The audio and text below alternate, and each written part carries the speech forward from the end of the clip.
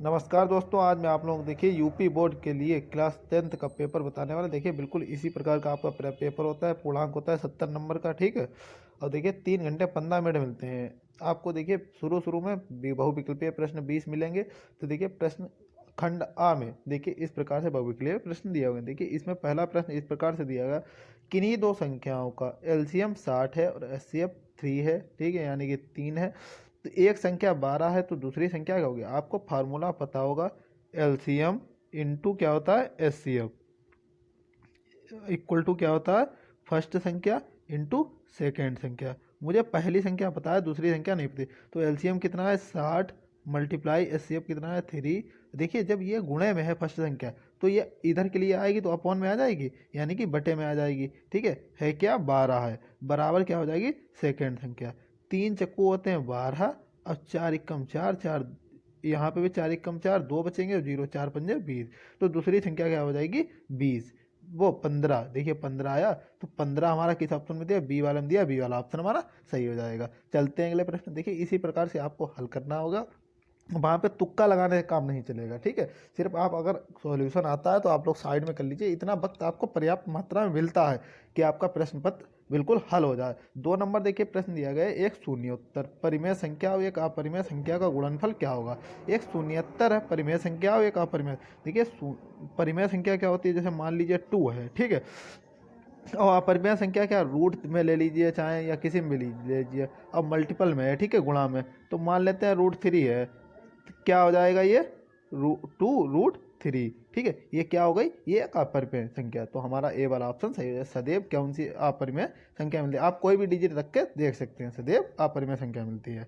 चलते हैं अगले प्रश्न पे। 3 नंबर पर दिया गया रेखा युग्म समीकरण x plus 2y minus 5 equal to 0 और 4x प्लस 8y माइनस 20 यानी कि 20 इक्वल टू 0 के हल होंगे। देखिए अपरिमित रूप से अनेक हल होंगे। इसको आप लोग सॉल्व करके देख दीजिए, कुछ नहीं। इसमें भी देखिए क्या दिया है, x का पद दिया है 1, यहाँ पे कितना दिया है 1/4, ठीक है, बराबर लगाएंगे, यहाँ पे कितना दिया है 2, यहाँ पे कितना दिया है 8, b कितना हो गया 8। अगला क्या है c -5। और देखिए ये वाला C2 कितना दिया है -20। देखिए 2 बन जा 2 2 4 जा 8, ठीक है। यहाँ पे क्या हो जाएगा माइनस से माइनस कट जाएगा, 5 बन जा 5 5 4 जा 20। तो 1/4 1/4 1/4 A1/A2 equal to B1/B2 equal to C1/C2। तो इसमें क्या मतलब होता है कि अपरिमित रूप से अनेक हल, ठीक है। चलते हैं अगले प्रश्न पे। देखिए 4 नंबर पर दिया वह सबसे बड़ी संख्या जिससे 70 और 125 को विभाजित करने पर क्रमशः शेषफल 5 और 8 प्राप्त होते हैं। तो देखिए 5 और 8 प्राप्त होते हैं शेषफल। तो शेषफल पहले माइनस कर दें 70 से। देखिए क्या क्रमशः दिया, तो 70 से 5 माइनस करेंगे तो 65 बचेगा। और अगला देखिए 125 से 8 माइनस करेंगे तो क्या बचेगा 117। भाई इसका देखिए उन्होंने क्या कहा, वह बड़ी से बड़ी संख्या जिससे 70 और 125 को विभाजित करना, यानी कि 65 और 117 से, ठीक है, विभाजित करने पर क्या मिलता है भाई हमें? वह बड़ी से बड़ी संख्या मिलती है। तो देखिए इसका मल्टीपल कौन सा हो जाएगा? देखिए 13 पंजे 65 होते हैं, 13 से 13 के मल्टीपल में ये भी आता है और 13 निवा 117 होते हैं। तो इसका एचसीएफ कितना निकल आएगा 13। हमारा देखिए पहला वाला ऑप्शन सही हो जाएगा। एचसीएफ पूछा गया हाईएस्ट कॉमन फैक्टर निकाल लेंगे, कुछ नहीं दिक्कत है। देखिए 5 नंबर पर दिया 3 के प्रथम 5 गुणजों का योग, 3 के प्रथम 5 गुण, 3 6 9। बहुत सरल सवाल है, कोई दिक्कत नहीं है, इस टाइप के प्रश्न आते हैं आपको। 15 और 12 27, 27 और 9 36, 36 और 6 43, 36 और 6 42 और 3 45, 45 ये वाले ऑप्शन दिया, ये वाला ऑप्शन हमारा सही हो जाएगा, कुछ नहीं दिक्कत है। तो चलते हैं अगले प्रश्न पे। देखिए 6 नंबर पे द्विघात समीकरण 2x² minus 4x plus 3 equal to 0 के बारे में निम्न कथनों पर विचार कीजिए। भाई निम्न कथनों पर विचार कीजिए। द्विघात समीकरण देखिए फार्मूला लगा देंगे b² माइनस 4ac।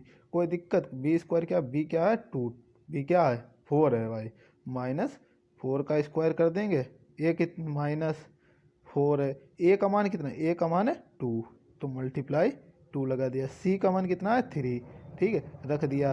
4 चक्कू ये हो जाएगा 16 माइनस 4 दूनी 8 और 3 24, ठीक है, तो 24 ये किस में होता है बराबर 0। अगर सिद्ध हो गया तो ठीक है। ये कितना हो जाएगा, 16 से 8 चले जाएंगे तो कितने बचेंगे, -8। -8 बराबर 0 के होता नहीं होता, यहाँ -8 0 से कम होता है, 0 से कम। तो हमारा कौन सा ऑप्शन सही हो जाएगा, दिए गए समीकरण के विभक्ति, क्या दिया है, दिए गए समीकरण के विभक्ति कर 0 से कम है भाई, 0 से -8 भाई कम होते हैं, 0 से कम है, तो पहला वाला तो हमारा करेक्ट हो गया। और जब पहला वाला करेक्ट होता है तो इसके कितने हल होते हैं, समीकरण के मूल रूप से वास्तविक हल नहीं होते हैं। तो हमारा देखिए पहला तो पहले सही हो गया, दूसरा भी सही हो जाएगा। देखिए 0 से कम हो तो समीकरण के मूल वास्तविक नहीं होते हैं, ठीक है। तो हमारा पहला और दूसरा किस ऑप्शन में दिया, पहला और दूसरा पहले वाला ऑप्शन में दिया, पहला वाला ऑप्शन हमारा सही हो जाएगा। ये तो कतई नहीं हो सकता जब इसके समीकरण के विभक्ति कर 0, 0 तो है नहीं, 0 के बराबर नहीं है, -8 आया। और समीकरण का मूल वास्तविक है, ये भी नहीं होगा क्योंकि भाई मूल वास्तविक आ ही नहीं सकते जब 0 से कम है, ठीक है। चलते हैं अगले प्रश्न पे। देखिए प्रश्न ज़्यादा कठिन नहीं होते हैं, सिर्फ आपको एक बार अगर पता होगा तो तुरंत लग जाएगा सवाल, ठीक है, आपने अगर एक बार भी पढ़ा है। 7 नंबर पर AOBC एक आयत है और लिख के जरूर आइए, ठीक है। यह नहीं अपने घर की गाथा लिख के आइए आ रहे हैं, ठीक है। बहुत से पेपरों में जैसे मान लिया सोशल साइंस है या साइंस है, उसमें लिख के जरूर आइए, जो भी आपको प्रश्न से रिलेटेड क्वेश्चन पता है, आंसर पता है, वो आप लिख के जरूर आइए, ठीक है। 7 नंबर प्रश्न दिया है AOBC एक आयत है जिसके 3 शीर्ष A दिया है 0,3, O दिया है 0,0 और B दिया है 5,0। तो इसके विकर्ण पूछे हैं भाई। मैंने एक आयत बना लिया, ठीक है, ये बना लिया A, ये क्या दिया है AOB दिया है, AOB और C, ठीक है, बन गया, कोई दिक्कत। A के मान उन्होंने दिए हैं 0,3, B के दिए हैं भाई 0, O के दिए हैं 0,0 और B के दिए हैं 5,0, ठीक है। इस विकर्ण के लिए मान लीजिए पूछ रहे हैं, ठीक है भाई। दूरी का फार्मूला लगाने, दूरी का फार्मूला आपको पता होगा कि क्या, AB हो जाएगा, AB इक्वल टू क्या होता है, रूट, ठीक है, रूट क्या हो जाएगा, x1 माइनस x2 यानी कि 0 - 5, 0 - 5 का स्क्वायर प्लस क्या हो जाएगा, x2 माइनस बाई 2, x2 यानी कि 3 - 0 का स्क्वायर हो जाएगा भाई। क्या हो जाएगा, ये 5 का स्क्वायर कितना हो जाता है, -5 का स्क्वायर 25 हो जाएगा, प्लस ये कितना हो जाएगा भाई, 3 का स्क्वायर 9, 25 और 9 कितने हो जाएंगे, 34, यानी कि √34 AB का विकर्ण हो जाएगा। √34 किसी ऑप्शन में दिया है भाई, देखिए सी वाला ऑप्शन में दिया, सी वाला ऑप्शन हमारा करेक्ट हो जाएगा, ठीक है। 8 नंबर पे दिया गया है, यदि समीकरण, देखिए 8 नंबर पे यदि समीकरण x² plus kx minus 5/4 equal to 0 का एक मूल 1/2 है तो k का मान निकालिए। k का मान बिल्कुल इसमें देखिए k का मान निकालना है, मूल रख देते हैं 1/2, x की जगह पे 1/2 का whole square plus k, x की जगह पे क्या है भाई 1/2 माइनस 5/4, ठीक है, इक्वल टू क्या है 0। देखिए 1/4 हो जाएगा प्लस ये क्या हो जाएगा k/2 माइनस 5/4। देखिए एलसीएम भाई हमारा क्या निकल के आ जाएगा, एलसीएम निकल के आ जाएगा 4, ये क्या हो जाएगा भाई, ये तो बन ही रहेगा, प्लस यहाँ पे हो जाएंगे 2k और यहाँ पे क्या हो जाएगा -5, -5 से 1 चला जाएगा तो माइनस का 4 बचेगा।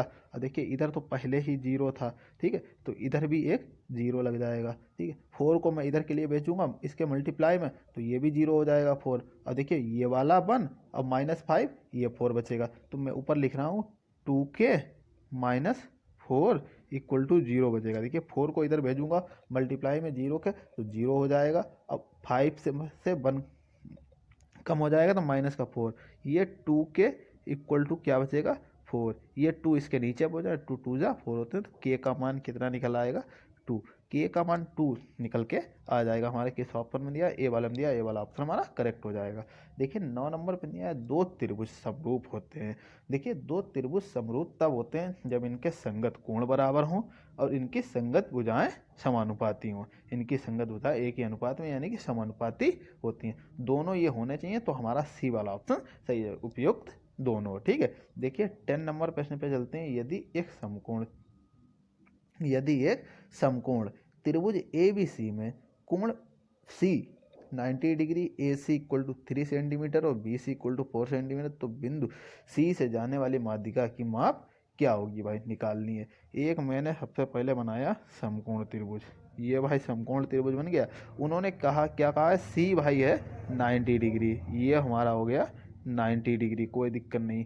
ए इसको मान लेते हैं, बी ऊपर वाले को मान लेते हैं, ठीक है, बी, ए बी सी हो गया भाई। अब उन्होंने क्या कहा, ए सी बताइए उन्होंने 3 सेंटीमीटर, 3 सेंटीमीटर हो गई। बी सी उन्होंने 4 सेंटीमीटर बताई है, ठीक है। अब उन्होंने सी से एक भाई, सी बिंदु से जाने वाली माध्यिका की चाप ज्ञात है। सी बिंदु से एक मुझे माध्यिका डाल दी ए बी रेखा पर, ठीक है। ये भाई मैंने माध्यिका डाल दी, ठीक है। तो पहले मुझे ए बी पता चल जाए तो माध्यिका की लंबाई मुझे पता चले, माध्यिका की माप भाई ए बी निकालनी है। पाइथागोरस प्रमेय लगा देंगे, जब ये 4 है और ये 3 है, ये कण कितना हो जाएगा भाई, मैं बता दे रहा हूँ, देखिए निकाल के, वो तो 5 जाएगा सीधे सीधे।